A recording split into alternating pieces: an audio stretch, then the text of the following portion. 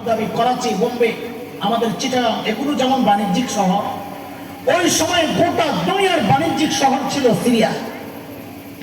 কাজেই সেই সিরিয়ার গভর্নর, হিমসের গভর্নর সাঈদ ইবনে আমির আল জুমাহি, একটু বুঝে শুনে বলেন তো, ধনী হওয়ার কথা না গরিব হওয়ার কথা? বলেন জোরে সরে। কেমন ধনী? কেমন ধনী? নরমাল, সময়ের সেরা ধনী, এই কথাটা বলেন আমার সাথে। কেমন ধনী? কেমন ধনী? এইবার শোনেন কেমন ধনী ছিলেন। হিমস থেকে একদল আসছে হযরত ওমরের কাছে, অভিযোগ অভাব অভাব। হযরত ওমর বললেন, আচ্ছা তোমরা একটা কাজ করো, হিমসের গরিবদের একটা লিস্ট করো, আমি বাইতুল মাল, রাষ্ট্রীয় কোষাগার থেকে ওদের জন্য কিছু বরাদ্দ দিয়ে দিই। হিমসের লোকেরা সুযোগ পায় একটা লিস্ট করছে বড় লম্বা, নিয়ে সাইয়েদনা ওমরের সামনে পেশ করছে ফুকারা ও হিমস, হিমসের গরিবদের লিস্ট। আল্লাহ, সাইয়েদনা ওমর লিস্টটা হাতে নিয়ে অবাক হয়ে তাকায় আছেন। কেন? দেখেন যে ওই লিস্টের শুরুর দিকেই হিমসের গভর্নর সাঈদ ইবনে আমির আল জুমাহির নাম। এটাও কি সম্ভব? সাইয়েদনা ওমর জানতে চাইলেন, আমি এরকম ফাঁকে এরকম কি ব্যাপার? তোমাদের আমির বুঝি গরিব মানুষ, তোমাদের গভর্নর বুঝি গরিব মানুষ? হিমসের লোকেরা জবাব দিলেন, বালা আমি উনা আফকরুনা, আমাদের গভর্নর শুধু গরিব না, হিমসের মধ্যে সবচাইতে গরিব। ছিল কি, হইল কি, যে মানুষগুলো একটা পয়সার জন্য মানুষ খুন করত, এটা একটা পরিচয়। এক পয়সার জন্য যারা মানুষ খুন করত, আজকে এত বড় দায়িত্ব পায়ও শহরের সবচাইতে গরিবদের একজন। নববী শিক্ষার ফসল এগুলা। হযরত ওমর এই কথা শুনে এতটা খুশি হইতে সাথে সাথে 1000 স্বর্ণ মুদ্রার প্যাকেট করে দুধ মারফত পাঠায় দিয়েছেন, যাও আমার পক্ষ থেকে আমার সাঈদকে এটা হাদিয়া দিয়ে আসো। কত কত? 1000 কি স্বর্ণ মুদ্রা? মানি বুঝে এক স্বর্ণ মুদ্রা কত? 3 ভরির কাছাকাছি।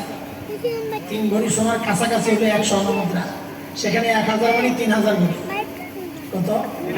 গতকালকে দেখছি 1,70,000 মনে হয় 22 ক্যারেট। সেই হিসাবে 3 ভরির দাম আসে কত? হিসাব করেন, 5 কোটি 20 লাখ। কত বর্তমান সময়ে আনুমানিক দাম কত?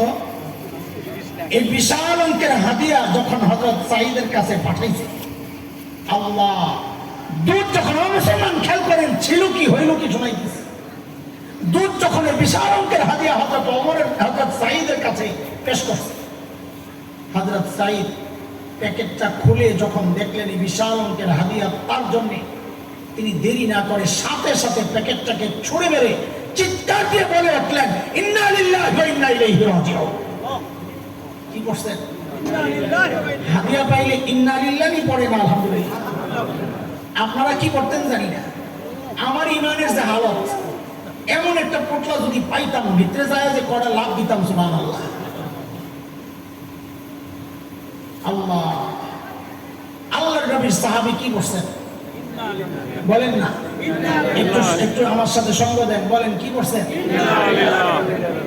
এমন ভাবে ইন্না লিল্লাহি পড়ছেন, বউ তো ভেতর থেকে ভয় পেয়ে গেছে। আর এই মদিনা থেকে দূত আসছে, না জানি কোন দুঃসংবাদ নিয়ে এসে আল্লাহ জানে। সাথে সাথে জানতে চাইলেন, আকুতিলা উমর ইবনুল খাত্তাব, কি ব্যাপার আপনি এইভাবে ইন্না লিল্লাহি কেন পড়লেন? হযরত ওমর বুঝি শহীদ হয়ে গেছে।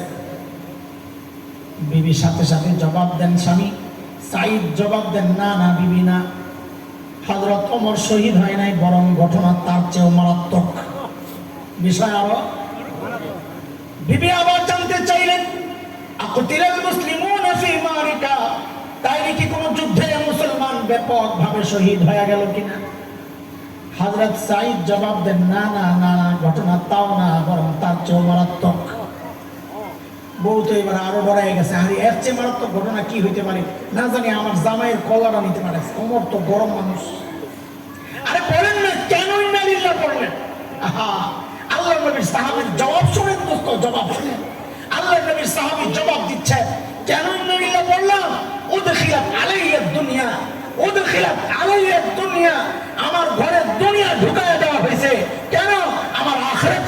করার জন্য, আমার আখিরাতকে বরবাদ করার জন্য ঘরে দুনিয়া ঢুকায় দিচ্ছে। সাথে সাথে বিবিকে বললেন, আমি চাই মদিনার দূত আমার ঘরে থাকতে থাকতে এই 1000 স্বর্ণ মুদ্রা তুমি হিমসের গরিবদের মধ্যে বিলায়া দিবা। আল্লাহ, কি বুঝলেন? কি বুঝলেন? শাসক যখন ইমানদার হয় তো নিজের বরাদ্দের টাকাটাও জনগণকে দিয়ে দেয়, আর শাসকের মধ্যে যদি ইমান দিন ধর্ম না থাকে তো জনগণের টাকা মাইরা বিদেশে যায় বাড়ি বানায়। ঠিক তখন তাও তো ইমানদারদেরকে ভোট দিবেন না, ভোট তো সে আপনাকে নির্দিষ্ট মার্কাই মানবে। আপনাকে অভ্যাস খারাপ, মাইর খায়, খায়া খায়া আবার ভোট দেয়, বেহায়ার গোষ্ঠী।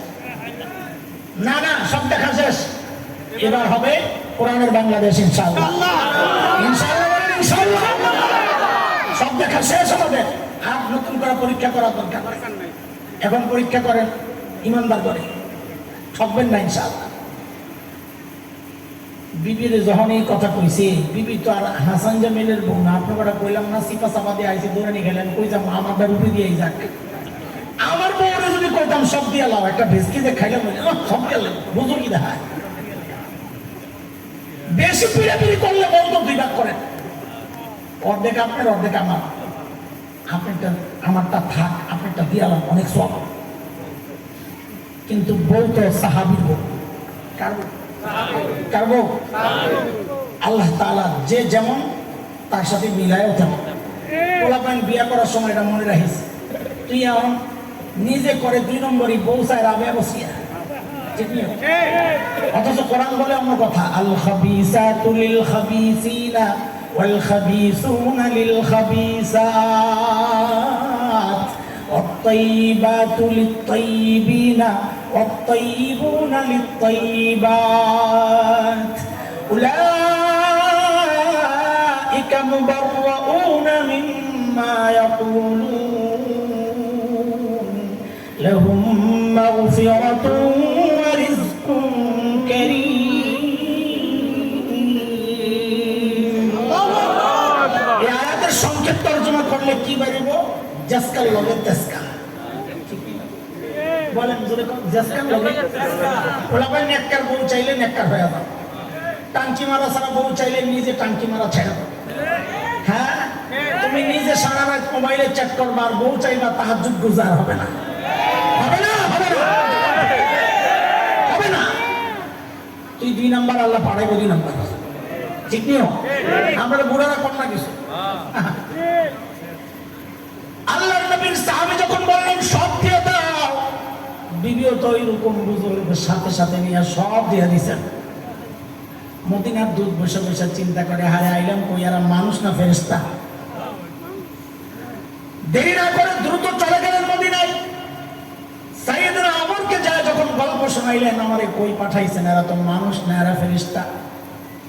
হযরত ওমর এই গল্প শুই না এতটা আবেগ আপ্লুত হয়েছেন, সাথে সাথে হুকুম করলেন, এই কাফেলা রেডি কর, আমার সাইদকে দেখতে যাব। আহা, এই জমানা না এটা যে টিকিট কেটেই প্লেন দিয়ে যাওয়া যায়, এটা ওই জমানা না।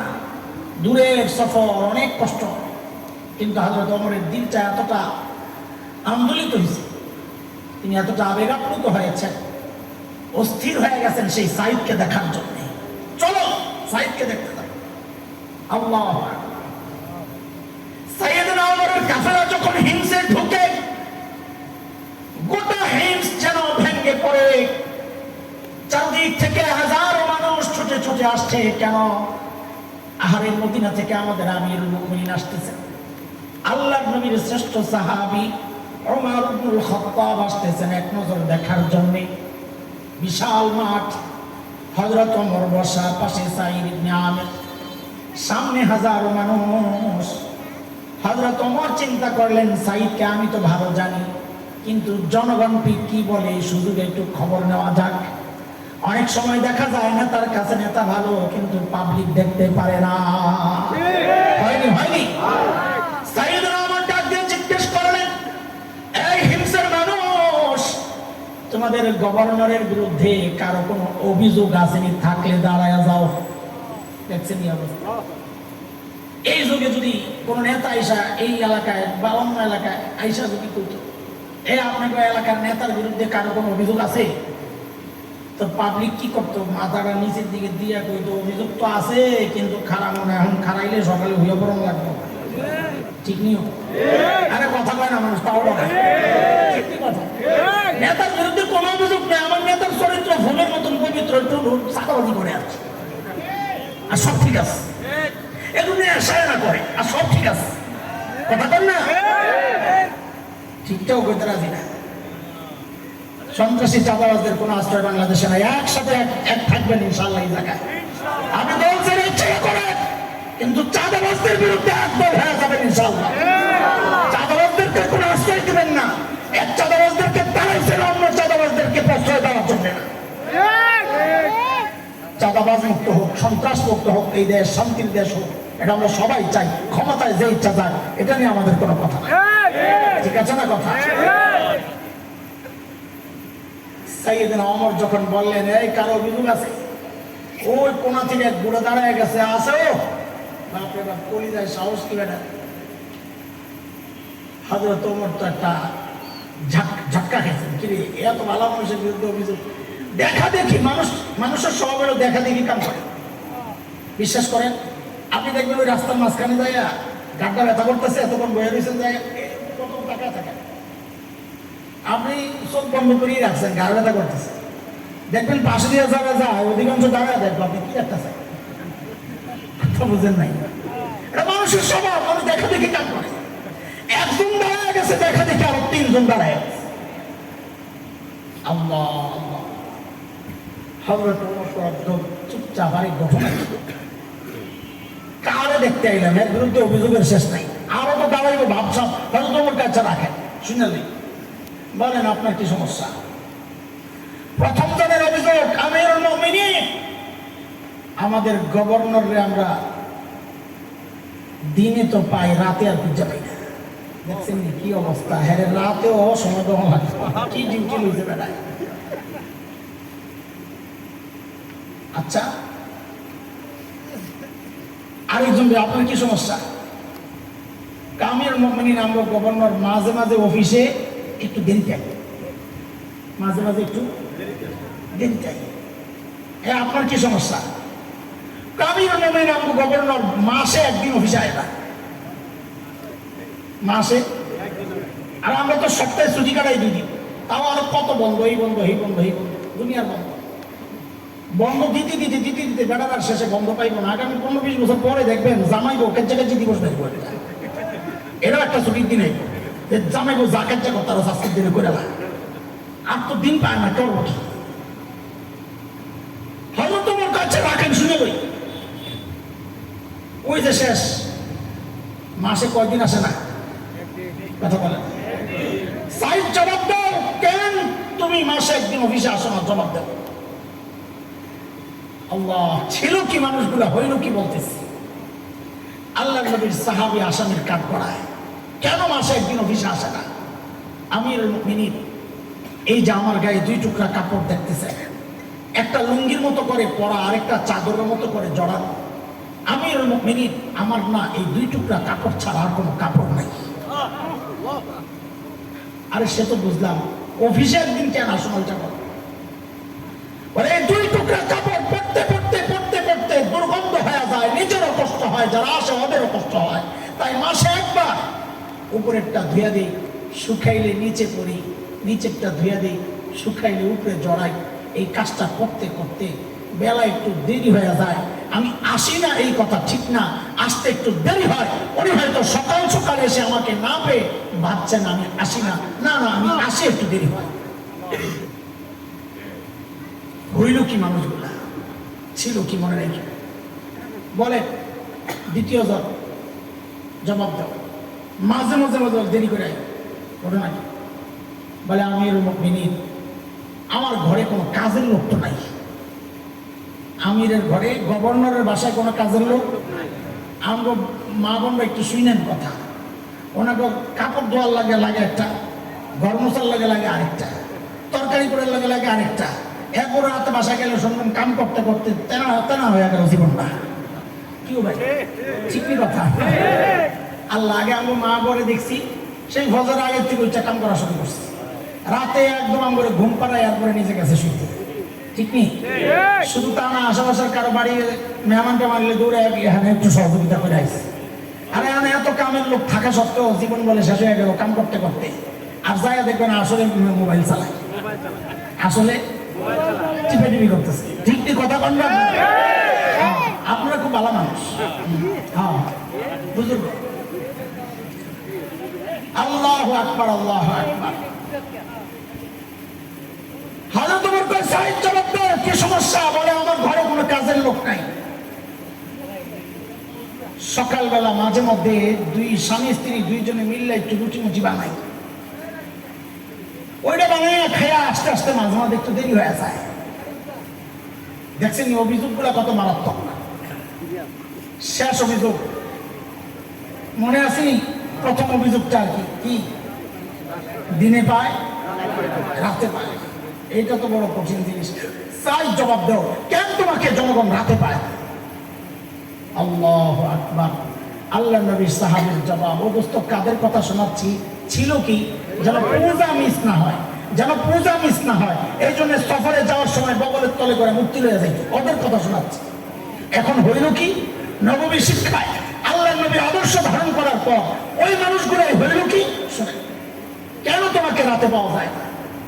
আল্লাহ নবীর সাহাবী হযরত সাঈদ ইবনে আমির আল-জুমাহি জবাব দিচ্ছেন, আমিরুল মুমিনিন কসমতু হায়াতি বাইনা রাব্বি ওয়া বাইনা ইবাদি। আমিরুল মুমিনিন জীবনটারে দুইটা ভাগ করছি, এক ভাগ রাতটা আমি আমার মালিককে সময় দেই, আরেক ভাগ দিনটা মালিকের বান্দাদেরকে সময় দেই। সুবহানাল্লাহ। একটু বাতাসের জন্য আপনারা পরিবেশটাই নষ্ট করে, আপনার একটু কষ্ট লাগে, আপনি প্রোগ্রামটা শেষ করে লাগবেন, এটা কোনো হয়? আপনি কথা বললে সবার মনোযোগ নষ্ট হয়, আমার মনোযোগ নষ্ট হয়। আচ্ছা ঠিক আছে, আপনি তো কইবেনই আপনার কাছে বাতাস যায় না, আপনি কইবেন ভেন্ডি বন্ধ করে এলাম, কারণ আপনি চিন্তা করলে বন্ধ করলে আমি আর বরাবর খাক, একটু খাক, আপনারা মনোযোগ দিয়ে আসবেন। আহা, রাতটা কার জন্যে? দিনটা বান্দার জন্য, মানে পুরো দিনটাই আল্লাহর জন্য। আমি আপনি তো মালিককে টান দেওয়ার সময় পাই না, কত কাজ, কত কাজ। দুনিয়ার সবাই আমার এই হায়াতের ভাগ পায়, ইউটিউব ভাগ পায়, ফেসবুক ভাগ পায়, খেলোয়াড়েরা পায়, গায়িকা পায়, নায়ক নায়িকা পায়, বন্ধু বান্ধব পায়, নেতা পায়, সমাজ পায়, পাড়া প্রতিবেশী পায়, আপনজন পায়, ছেলে সন্তান পায়, বিবি পায়, বন্ধু বান্ধব পায়, পায় না কেবল আমার মালিক। মালিককে টাইম দেওয়ার সময় আমার হাতে নাই। আমি আর তুমি ছাড়া দুনিয়ার সব মালিককে টাইম দেয়। ওই একটা গাছের দিকে তাকায় দেখো না, কি মনে হয় গাছটা বুঝি এমনি দাঁড়ায় আছে? না না না, ওই গাছটাও দাঁড়ায় দাঁড়ায় মালিকের তাসবিহ পড়ে। যে কুকুরটাকে নিকৃষ্ট প্রাণী মনে করে তাড়ায় দেয়, ওই কুকুরটাও রূপর হালতে মালিকের তাসবিহ পড়ে। যে পোকা মাকড় গুলোরে পায়ে ধরে মেরে ফেলি, ওই পোকা মাকড় গুলো সেজদার হালতে মালিকের তাসবিহ পড়ে। পড়ি না কেবল আমি আর আপনি, আমাদের হাতে সময় নাই। সময় বন্ধ একদিন আসবে, কসম আল্লাহর, কিন্তু করার থাকবে না কিচ্ছু। সেদিন চিৎকার করে করে শুধু কাঁদবো আর বলবো, ইয়া লাইতানি কদ্দামতু লিহায়াতি। আরে সময় মতো যদি একটু পুঁজি বানায় আসতাম, পুঁজি পুঁজি, তো আজকে আর এই বিপদের মুখে পড়া লাগতো না। পুঁজি লাগবে, পুঁজি পুঁজি। মাঝখান দিয়ে পুঁজির একটা ছোট্ট গল্প শোনায়, তারপর আমরা আগের দিকে যাই ইনশাআল্লাহ। ছোট্ট গল্প, প্রাসঙ্গিক, কিছুদিন আগে বলতে 3-4-5 বছর আগের কথা। আমার এক বন্ধু একদিন আমার মাদ্রাসার অফিসে আমাকে একটা ভিডিও দেখাচ্ছে। যুবকরা একটু খেয়াল করো, খেয়াল করো, একটা ভিডিও দেখাচ্ছে যে ভাই দেখেন, কাজে লাগবে। একটা ছোট্ট বাচ্চা, বয়স বড় জোর 13-14 হবে, বাচ্চাটা অন্ধ। অন্ধ মানে চোখ ভিতরের দিকে গর্ত, আমরা আরবিতে বলি মাত্র লাই, একদম দাবা। ওই ছোট্ট বাচ্চা টেলিভিশনে সাক্ষাৎকার দিচ্ছে, আরবি কোন এক আরব টেলিভিশন।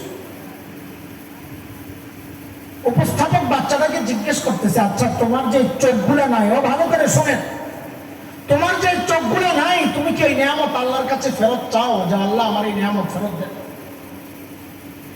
বাচ্চাটা ভাবলেশীন জবাব দিয়ে দিল যে না, আমি এই নিয়ামত ফেরত চাই।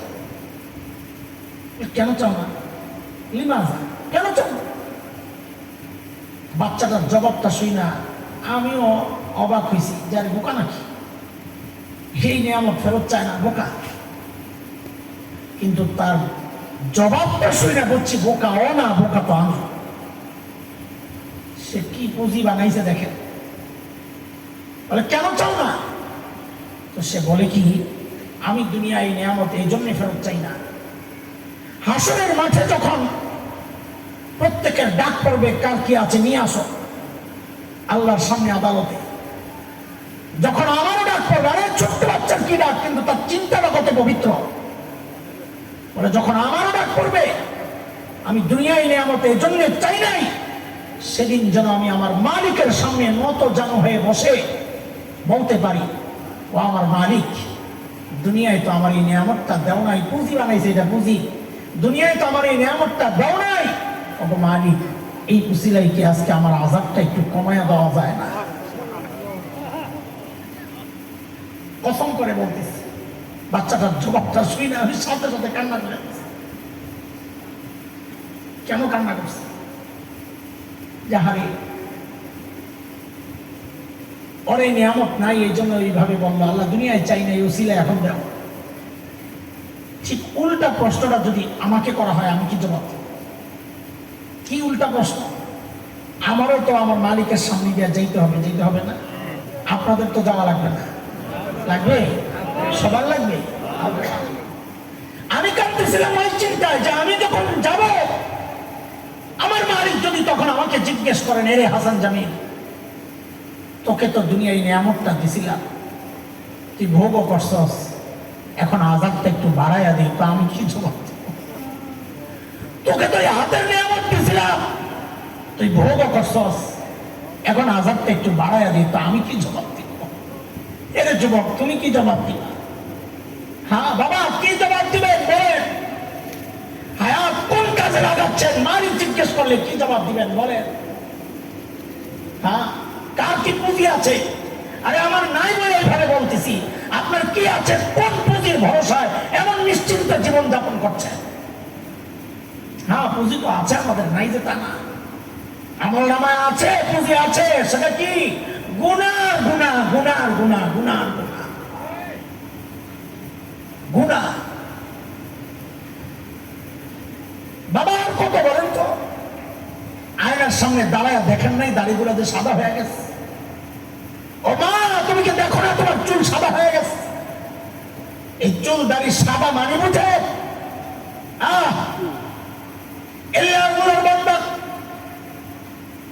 আমার সামনে মালিক একটা গাছের পাতা ঝরাইয়া আমারে সতর্ক করেছিলেন, রে হাসান জামিল, যে জিনিস ধরে ওই জিনিস কিন্তু ঝরে, তুই একদিন ঝরে যাবি। আমি সোজা হই নাই। আমার সামনে আল্লাহ সূর্যকে ডুবায়া আমাকে সতর্ক করেছিলেন, রে হাসান জামিল, যেই জিনিস ওঠে ওই জিনিস কিন্তু ডুবে, একদিন তুইও ডুবে যাবি। আমি সোজা হই নাই। আমার সামনে আমার বাবার লাশটারে আমার সামনে দিয়ে আল্লাহ কবরে পৌঁছাইছেন, আমারে সতর্ক করেছেন, একদিন তোর সন্তানের সামনে দিয়েও তোর লাশটা কবরে যাবে। আমি সোজা হই নাই। আমার সামনে দিয়ে আমার মায়ের লাশটারে আল্লাহ কবরে পাঠাইছেন, আমি দাঁড়া দাঁড়া কান্না করতেছিলাম। আল্লাহ আমাকে সতর্ক করেছিলেন, রে হাসান জামিল, একদিন তোর সন্তানের সামনে দিয়েও তোর লাশটা যখন যাবে, তোর বাচ্চাগুলাও আব্বু আব্বু বলে চিৎকার করতে থাকবে। এই দৃশ্য দেখাও আমি সোজা হই নাই। ওরে বাবা, এই চুল দাড়ি সাদা মানে বুঝেননি? এত এত সতর্কতার পরেও আমি যখন সোজা হই নাই, এইবার আমার শরীরের একটা অংশের মৃত্যু শুরু হয়ে গেছে। যে কোনো মুহূর্তে মালাকুল মউত আল্লাহর হুকুম পায়া কাপ করে কলিজাটা টান দিয়া ছিঁড়া আমার রোগটা বাইর করে নিয়ে যাবো, যে কোনো মুহূর্তে। এর জন্য প্রস্তুতি কি? আর কত বলেন না? ওরে বাবা থামেন না, আর কত, আর কত, কখন ডাক চলে আসে। আরে কে জানে কালকে খবর পাইতে পারেন বয়ান করে গেল মাওলানা হাসান জামিল বলে দুলিয়ায় ভেঙে চলে গেছে। কে জানে এই মজলিসে এমন কেউ থাকতে পারে যার খবর নাই, তিনি বসে আছেন এখানে কিন্তু তার কাফনের কাপড়টা চলে আসছে দোকানে, যে কোনো সময় বাড়িতে চলে আসবে। আর কত পারে? কার কত? আরে কার না ফরমানি করতেছ? ওই মালিকে যিনি এত এত নিয়ামত দিয়ে আমার এই বাচ্চায় রাখছেন, কত নিয়ামত তুমি বুঝো? আরে কি চিন্তা করো?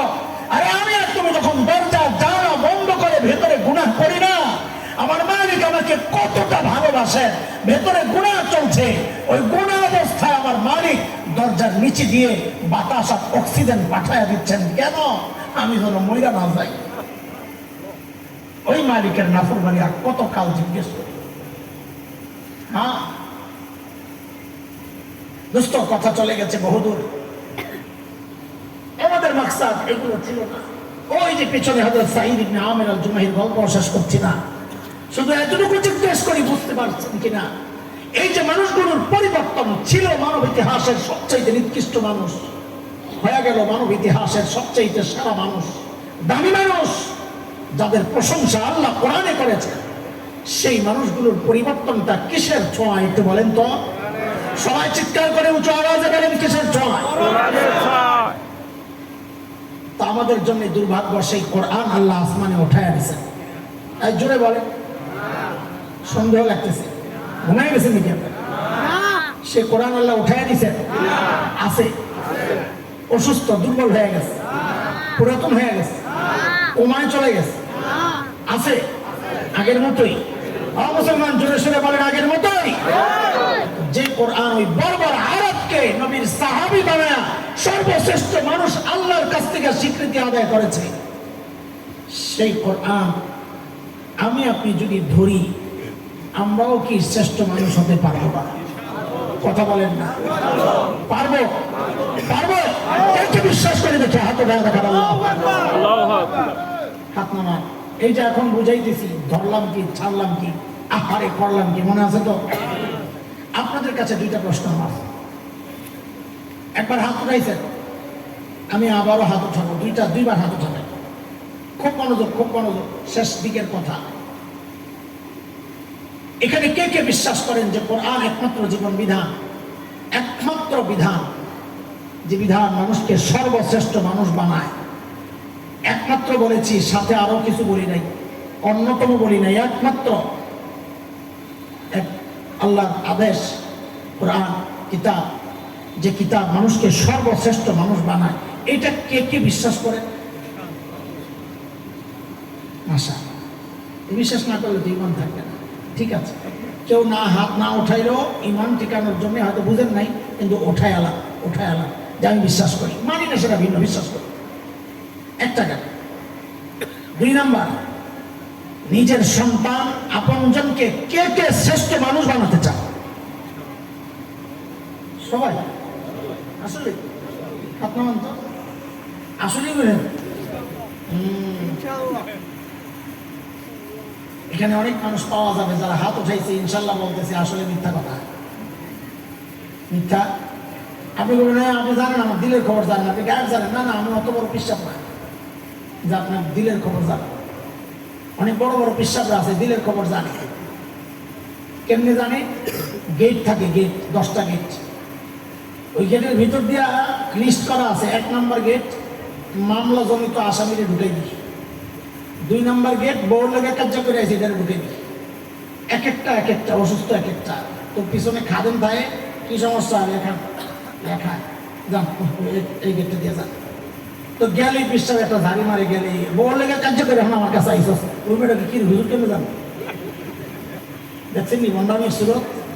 আর আপনার ওড়ির পিছনে দৌড়ান, মরলে আবার মাজার বানান, খানগালা করে সুযোগ। কেমনি বিশ্বাস করেন এগুলা? আল্লাহ আল্লাহ আল্লাহ আল্লাহ আল্লাহ কেন বলছি মিথ্যা কথা? শুনে আপনারা প্রথম বলেন না মাধ্যম, যে মাধ্যম মানুষকে সর্বশ্রেষ্ঠ মানুষ বানায়, বলেন নাই? বলেছে, বলেছে। যদি এই কথায় সত্যবাদী হন, তাহলে দ্বিতীয় কথা, সন্তানকে সর্বশ্রেষ্ঠ মানুষ বানাতে চান, এই কথায় আপনারা মিথ্যাবাদী। কেন? আপনি তো বলেছেন সর্বশ্রেষ্ঠ বানায় কোরআন, ওইটা যদি সত্য হয় তাহলে সন্তানকে আপনি সর্বশ্রেষ্ঠ বানানোর জন্য মাদ্রাসায় পাঠানোর কথা ওইখানে না পাঠাইলেন কোথায়? কথা ঠিক লাগছে? আপনাদেরকে তাচ্ছিল্য করার জন্য কথাগুলো বলছি না, আপনাদের হৃদয়ে আফসোসের আগুন জ্বালাইতে কথাগুলো বলছি। আফসোসের আগুন জ্বালাই, আহারে করলাম কি, মনে আছে? আহারে করলাম কি? এই যে সন্তানকে দিন শিখাচ্ছেন না, এখন তো দিন দিন আরো ভয়ঙ্কর সমস্যা আসতেছে। আপনারা জানেন কিনা আমাদের জানা নাই, এটা কি প্রাইমারি স্কুল না হাই স্কুল? Primary school. বাংলাদেশের 65,500 প্লাস স্কুলের মধ্যে এটা একটা। কত প্রাইমারি স্কুল? কত? 65,500 প্লাস। 500 কত জানি? বাংলাদেশের সরকার, এখনকার যে সরকার, অন্তর্বর্তীকালীন সরকার, এই সরকার সহ পিছনের সরকারের কাছে লম্বা সময় থেকে এদেশের ইমানদার, অভিভাবক এবং ওলামাদের পক্ষ থেকে বারবার দাবি গেছে যে প্রাইমারি স্কুলগুলোতে ধর্মীয় শিক্ষক নিয়োগ দেন। ইংরেজি বই আছে, শিক্ষক নাই, এমন নাকি আপনাদের স্কুল? কথা বলেন আমার সাথে। ইংরেজি বই আছে স্কুলে, এই স্কুলে ইংরেজি বই নাই, পড়ায় না? শিক্ষক আছে এই বই পড়ানোর জন্য না? নাই। বাংলা আছে, শিক্ষক আছে, অঙ্ক আছে, শিক্ষক আছে, বিজ্ঞান আছে, শিক্ষক আছে, কিন্তু পোড়া কপাল ইসলাম শিক্ষা, বই আছে, শিক্ষক নাই। জানেন আপনারা? জানেন? এটা একজনের দায়িত্ব দেয়, আপনি পড়াইয়া দিয়ে। এই ধর্মীয় শিক্ষক নিয়োগ দেওয়ার জন্য লম্বা সময় থেকে ওলামায়ে কেরাম এবং দিনদার ইমানদার অভিভাবকদের পক্ষ থেকে দাবি যাচ্ছিল সরকারের কাছে। প্রথম আলোর একটা রিপোর্ট আপনাদেরকে শোনাই। 21 জানুয়ারি 2010 ওই রিপোর্টে আসছিল তৎকালীন পতিত সরকারের প্রধানমন্ত্রী শেখ হাসিনা বিষয়টা আমলও নিয়েছিলেন, কি করা যায়। এদেশের মানুষের ধর্মীয় মূল্যবোধকে মূল্যায়ন যারা করে নাই তাদেরই পতন হয়েছে তিনি জানতেন। ওই জন্য চিন্তা করেছিলেন দিবেন দিবেন দিবেন দিবেন, একটা অবস্থা আবার কি কি হয়ে এটা বাদ হয়ে গেছে। আমরা চাচ্ছি যেটা সেটা না দিয়া এই নতুন সরকার সিদ্ধান্ত নিয়েছে, গেজেট পাস হয়ে গেছে, প্রজ্ঞাপন জারি হয়ে গেছে। যা চাচ্ছি না ওইটা, সেটা হচ্ছে ওই 65,500 প্লাস স্কুলের মধ্যে প্রত্যেকটা স্কুলে একজন করে গানের শিক্ষক নিয়োগ দেওয়ার সিদ্ধান্ত হয়েছে। বাংলাদেশের 90+ মুসলমানের 82% মুসলমান এদেশে ধর্ম চর্চা করে, নিজের সন্তানকে তারা দিন শিখাতে চায়, গান না। এখানে এমন কয়জন পাওয়া যাবে যে তার সন্তানকে গান শিখাতে চায়? এদেশের মানুষ যা চায় না, এদেশের মানুষের উপর এটা চাপায় দেওয়ার চেষ্টা হচ্ছে, পশ্চিমা কৃষ্টি কালচার চাপায় দেওয়ার চেষ্টা হচ্ছে। কেন? ওরা জানে মুসলমানদেরকে যুদ্ধ করে পরাজিত করা যাবে না। একটু চেষ্টা করছিল আফগানিস্তানে, লাঠি খায়া পালাইতে বাধ্য হয়েছে। ওরা জানে ওদেরকে যুদ্ধ করে পরাজিত করা যাবে না। ওদেরকে পরাজিত করতে চাইলে ওদের মিজাজ মস্তিষ্ক নষ্ট করে দাও, আকীদা বিশ্বাস চিন্তার চেতনা নষ্ট করে দাও, মুসলমানদের তাহজিব তামাদ্দুন কৃষ্টি কালচার ধ্বংস করে পশ্চিমা কালচার এখানে বাস্তবায়ন করো। যার কারণে ট্রান্সজেন্ডারের মতো এমন সমাজ বিধ্বংসী কার্যকলাপ এদেশে বাস্তবায়নের জন্য সরকারি স্বীকৃতি দেওয়ার ব্যবস্থা হয়েছে। শুধু তাই না, 1% শিক্ষক